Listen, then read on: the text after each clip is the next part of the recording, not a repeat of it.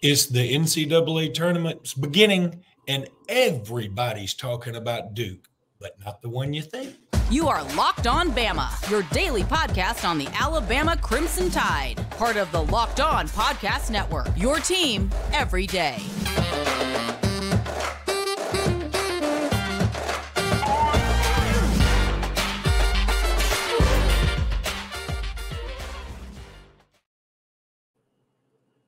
Hey again, everybody, and welcome back into Locked On Bama. Luke Robinson, that's me. Jimmy Stein, that's him. This episode is brought to you by Nissan, and I'll talk about Nissan here in just a little bit. But right now, thank you for making us your first listen.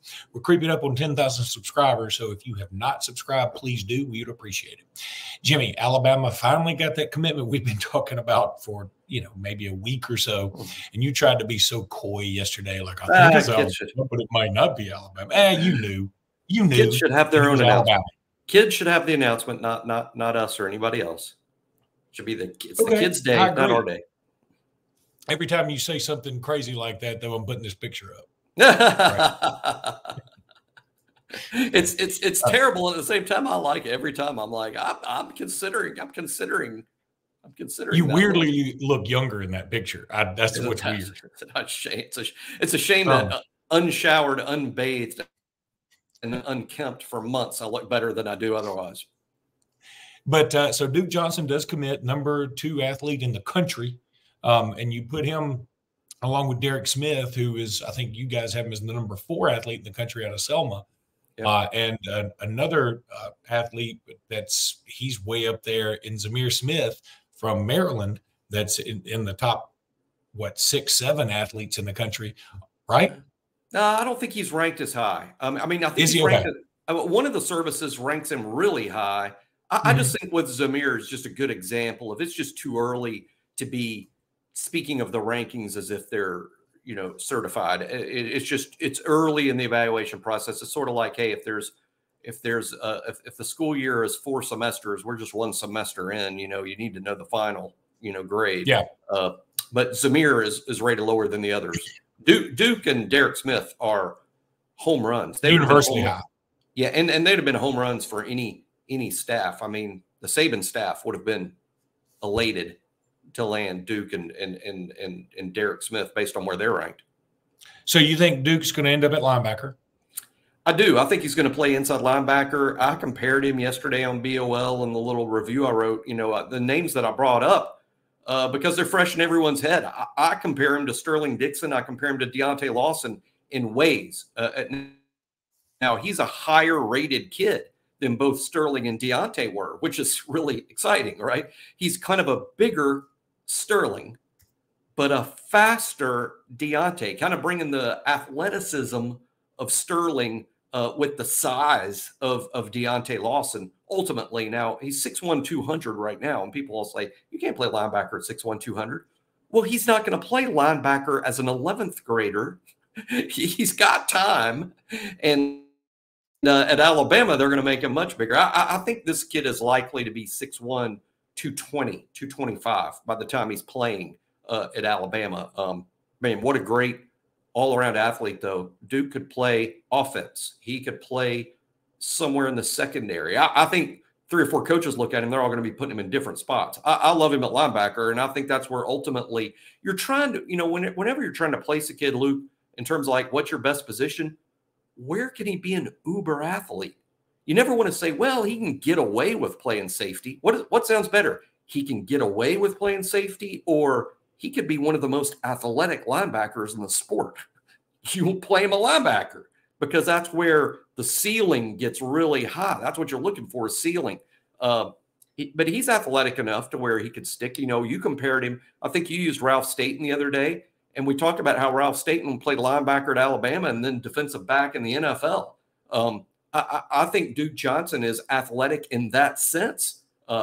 He can play a number of spots, but in terms of where he can really be impactful, it's at linebacker, because you just don't see many linebackers that have the range that he's going to have, not to mention the skill set. And man, if he ever intercepts a ball, he's probably going to house it.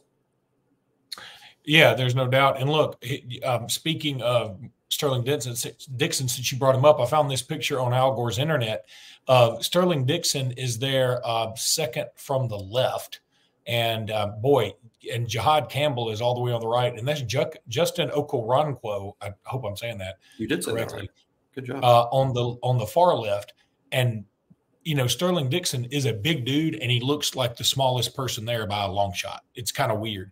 Justin Okoronkwo, I can see now why Alabama went after him so vigorously, because even though he played football in Germany, which isn't exactly, mobile when it comes to football talent, but my God, does he look like an Adonis. And then Sterling Dixon looks fantastic. And if he were in a picture with just about anybody else, you'd go, man, that looks like a linebacker. But he doesn't even really look like a linebacker. And I just found it interesting. You compared Sterling Dixon to Duke Johnson, because it's probably similarly sized. Right? Similarly sized at the same age. I mean, really similarly sized, similar athlete. But Duke Johnson's rated much higher than Sterling Dixon for a reason. You mean in terms of where Sterling was ranked coming out? Duke's Sterling plus is probably the best way to put it. I mean, he's Sterling Dixon, but with an even bigger reputation. And I think he's going to be a bigger kid than Sterling is eventually. But Okoronkwo, as you can see there, you can see why the Saban staff was like, we want to sign this guy and teach him how to play football. Way too much, I think, is overdone on he's never played high school football.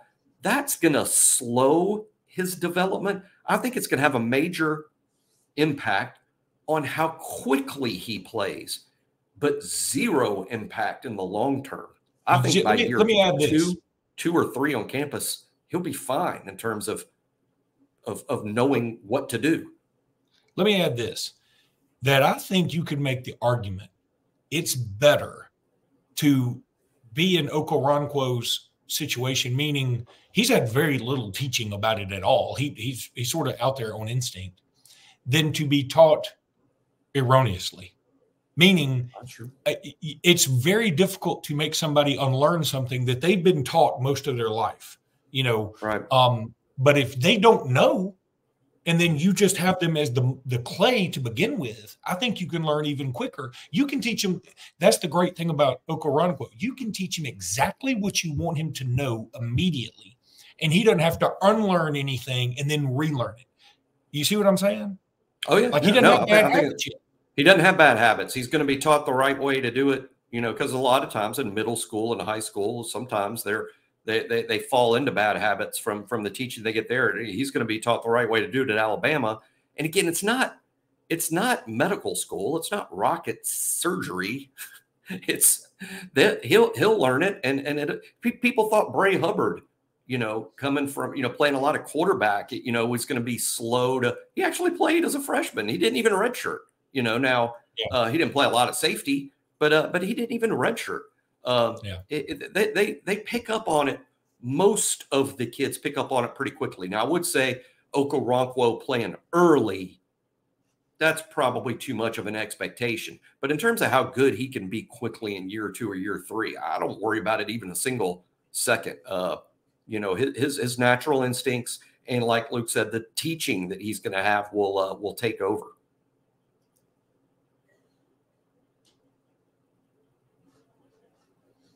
Now I want to tell everybody about Nissan. This week's March Madness bracket highlight is brought to you by our friends over at Nissan. And we love us some Nissan. Each week we're picking one team that stands out, a team that's pushed it further than the rest. Just like any of the all-new 2024 Nissan SUVs, these guys were able to take it to the next level. And my choices this week are UConn, Oregon, and Auburn. Let me tell you who I'm not picking. Guess. How about I will pick the Oregon Ducks? They're obviously this week's Nissan Rogue because they went rogue. This team absolutely surprised us all with a powerful performance in the Pac-12 tournament. They punched their ticket to the big dance, and they say, if you want to win at life, go rogue.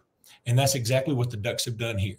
Take the Nissan Rogue, Nissan Pathfinder, or Nissan Armada and go find your next big adventure.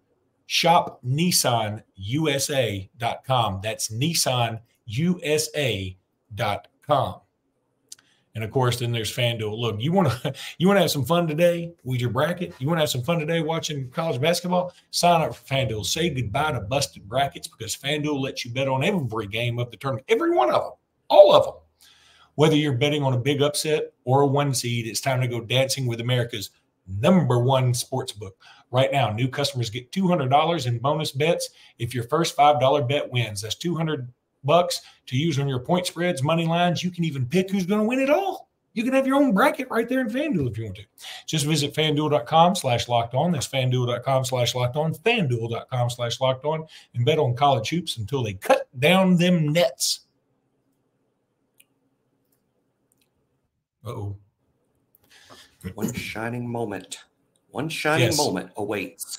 A couple of weeks. Really quickly. Do they need a new song? It's kind of a lot of people love that song. Brian Pasek, I think, has it as his ringtone. That's kind of funny to me. Okay, let's not get rid of it. For that reason alone, I won't get rid of it. Keep it. Really quickly, you know, our boss, Zach Blackerby, is host of Locked On Auburn, great dude. And we were tweeted at by an Eric Blackerby. I have no idea if they're related, but he said, I just want y'all to know an Alabama fan that is a Blackerby. So I thought he might give him a shout out. So Eric, there you go, bro. Shout out to you, Eric Blackerby. He came up with that picture of me with the hair and the beard. That is true. That's an Eric Blackerby creation there. And I'm appreciative of it, because now I don't have to wonder what it would look like. Now I'm like, I've never done it. Jimmy, you know, I was going to ask you who's next. So really quickly, who do you think is next to commit? Is it Luke Metz? He's going to be committing like in the next week. I think Luke Metz would be my guess. We'll see. We'll let him have his day. Well, all right. I mean, he's visiting Alabama's practice today. And then he's going to visit Ole Miss. That's why we have, good ideas of what kids might do sometimes. But this is why it's fluid, right? I mean, he's going to go visit Ole Miss, and he's going to take a serious look at what, frankly, is a hot program right now.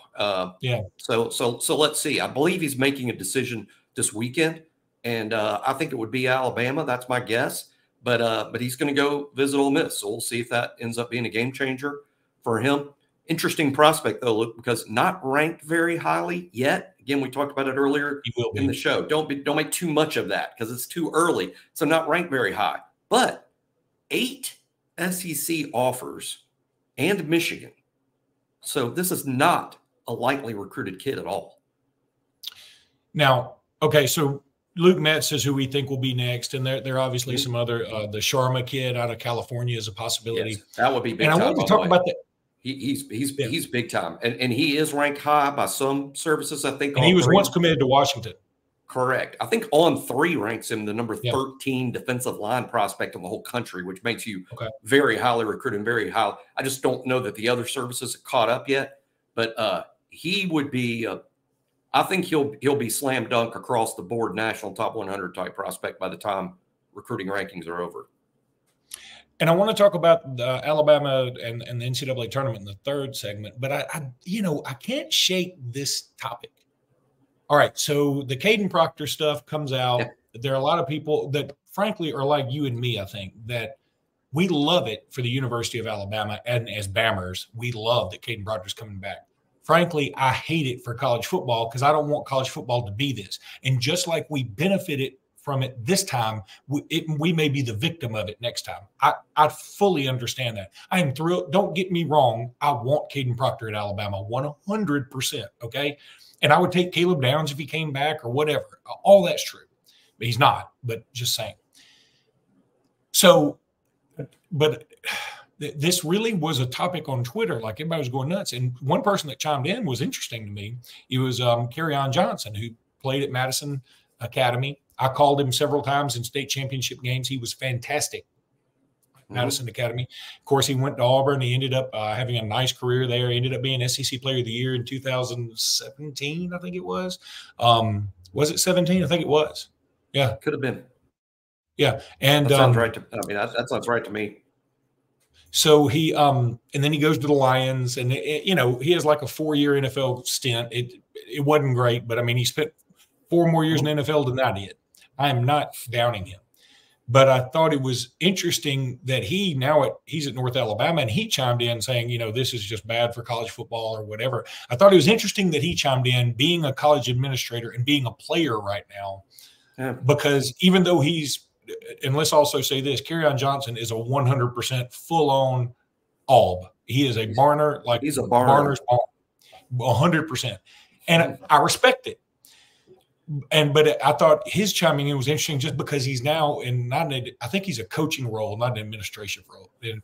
Yeah, he's at North Alabama with Brent Alabama as the head coach there. And I don't like it either. I mean, and Alabama has been, quote, burned by these crazy rules or lack thereof. I mean, Julian Sayans signs with Alabama, doesn't even ever practice with Alabama. Jameer Grimsley signs with Alabama. He doesn't really see a day on the practice field. They're somewhere else. We lose Bond and Knoblack and Caleb Downs, after the Saban retired due to that rule.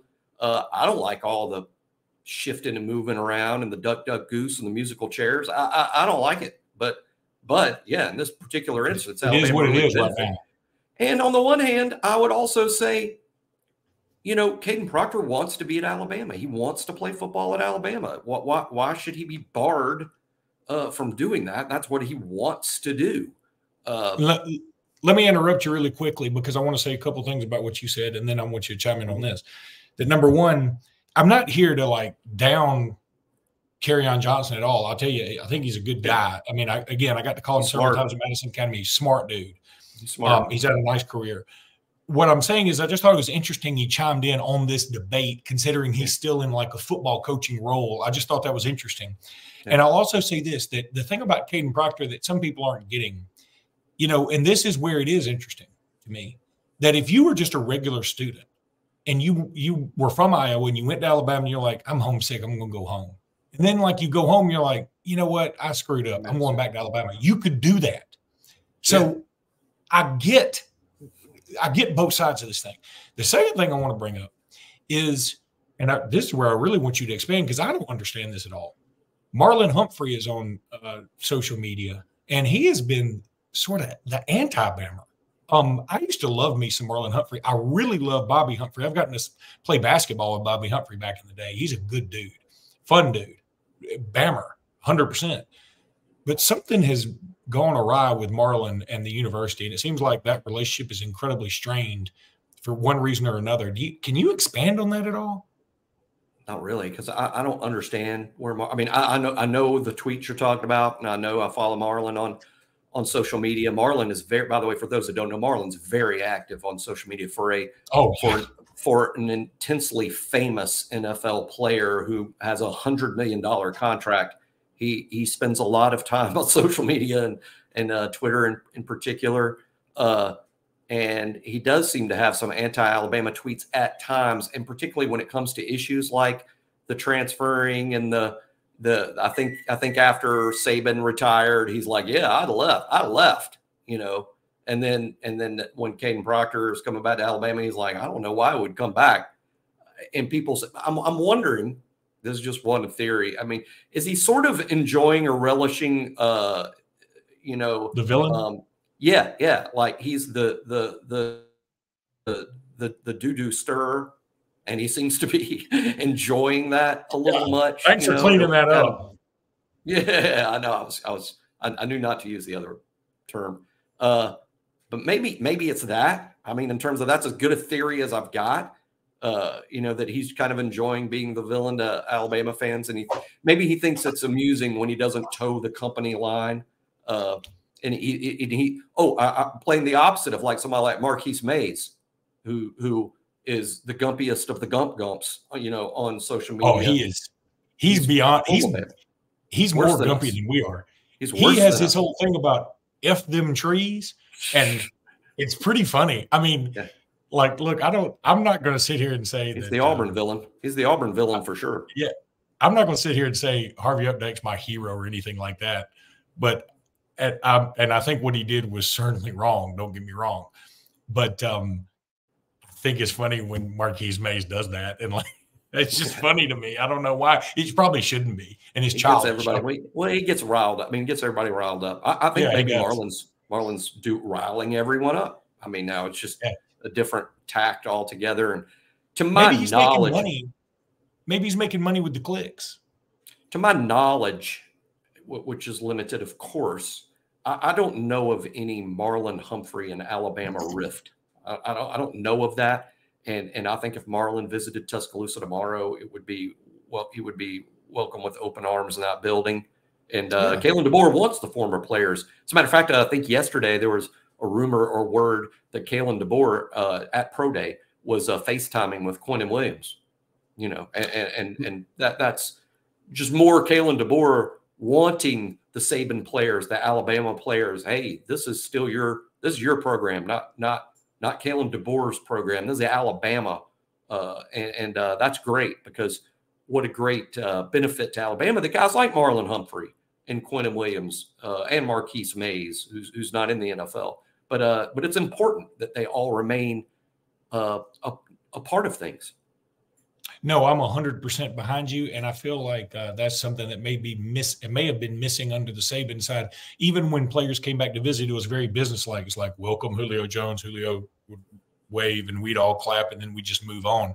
Like, we ought to reminisce more about some of the badasses we've had through this program. All right, Jimmy, when we come back, a little NCAA talk, also a little bit of SEC schedule reveal talk when we get back here.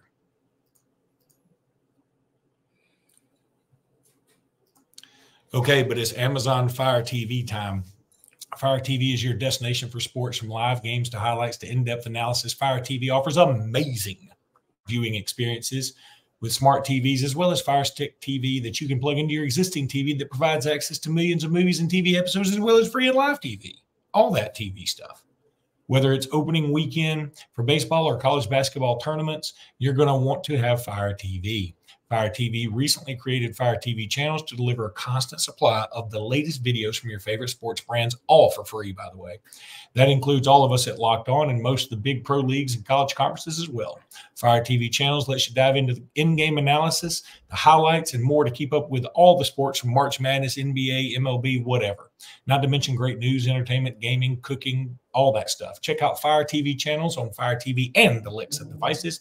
If you haven't checked out Fire TV channels, you should. Trust me on this. Amazon.com/LockedOnFireTV. Amazon.com/LockedOnFireTV. So before we do the NCAA tournament, which starts today, the SEC lazily revealed their schedule for the next year, and now they haven't put the dates out. I think this is just terrible what they've done, frankly. And if I'm a Florida fan, I'm darn near suicidal. I mean, it's just it is a train wreck what Florida has these next 2 years. Just a train wreck. I mean, they have no chance to do well. I mean this as a guy who has no beef with Florida at all. They just they're up against. I mean, they're against the NFC North and the AFC East. It's awful. But Alabama, look, a couple of things I don't mind going to Athens at all. That's fine. We do get Oklahoma at home, which is great. We get LSU at home, Tennessee at home. Great. Vandy at home. I mean, I hate it. Now, here's what we need a breather. Yeah, I know, but I like Vandy on the road for my breather. Yeah, you know that's what I mean? ideal. That's ideal. I know. I mean, Vandy on the road's the plum of the SEC scheduling. It's the plum, right? Because you knock out a road game and you're good. You're likely going to get a win. So that's Vandy on the road. Vandy at home, you're right. I mean, in the sense that, well, gosh, I mean, that's not going to help the strength of schedule, and we can beat better teams than Vanderbilt at home. So you're right about that. But man, when you got Oklahoma, LSU, Tennessee at home, those road games at Missouri, at South Carolina, those games aren't. It's not like playing at Georgia, but it is still. You better lace them up. At Georgia, at Auburn too, and add in at Florida State and Wisconsin at home. Now, I'm going to say State, this. Wisconsin thing is, go ahead. I could do a whole show ranting about that we shouldn't even play those games anymore. Well, I look at Auburn's schedule, and for instance, and I look at our schedule, and I go, this is bananas. We can't do this. We can't. Auburn can't play Baylor, and we play Wisconsin and Florida State. That's not equitable. And, we also play Georgia, and we play Oklahoma, and we play LSU, and we play Tennessee. It's crazy. When the committee and the world made it completely clear that they don't care about your schedule strength. The playoff committee in baseball and football had zero interest in even discussing it, and it just never seemed to be a factor at all. As a matter of fact, it seemed to be the other way. Like, all they cared about was that number in your loss column. That is it. That is all they cared about. And that's all we should care about, is the number in the loss column. If strength of schedule was important, fine, then load them up. But it wasn't important to the committee at all. And if we're all of a sudden saying, well, now it will be, how do you know? I think it's best to judge on what they actually did, not what you're guessing they might do later. None. And the world spoke about Florida State and Alabama last year. And the fact that Alabama played a much, much, much, much stronger schedule, people just didn't seem to care altogether about that. They just talked about how Florida State was undefeated. Yeah, that's right. And then, okay, now let's talk some NCAA tournament stuff. I mean, look, when it comes to Nick Pringle, our understanding is he's on his way to Washington now, or I think so, today from Atlanta. And I'm learned more and more that, again, I told you I'd gotten it from a good source. Hey, I think he's sick. I don't think he was sick. I think there was some sort of issue there now. And that hadn't been 100% confirmed, but it feels like that's right. Then that we could be dealing with some other players that are banged up. And again, I'm trying to get confirmation. I know you are too. We don't have any names. We have just we have heard some eyebrow-raising things that are a little bit tracking down rumors. It's kind of been my number one job since switching over to sports full-time. Like, what do you do for a living? I track down rumors that 90% of the time end up not being true. But no, we're looking into we do believe that there might be some smoke to that fire, that we might have a couple players banged up, and the Pringle thing. And, but when you're playing College of Charleston, you can miss players and still win the game. I mean, when you're playing College of Charleston, not having a Nick Pringle is not an excuse. Well, we didn't have Pringle. You should beat College of Charleston without Nick Pringle. You should beat College of Charleston without Nick Pringle and another player. Now, Sunday, that's going to be different. That's totally different if you play St. Mary's on Sunday. Or Grand Canyon, by the way, who's good. Grand Canyon's good. And College of Charleston is good. I mean, it's not that they're not good. It's just that you're still favored to win the game. And if you're favored to win the game, you should win the game. St. Mary's without all hands on deck, I think, would be very difficult. But you should beat Charleston without these guys. And plus, they don't have – it's not their inside game that worries you when you play Charleston. What worries you when you play Charleston is they could be incredibly hot shooting threes, and it's very difficult to defend. But that's something that Alabama is a little better at than the inside stuff, because we do have some decent perimeter defenders. Griffin and Reitzel in particular are pretty good. Not awesome, not Herb Jones, but they're good perimeter defenders, and probably the best defensive players on the team, Reitzel and Griffin. All right. Well, Jimmy, I think we'll do one tomorrow. We'll see. But until then, roll tide, everybody. Roll Tide.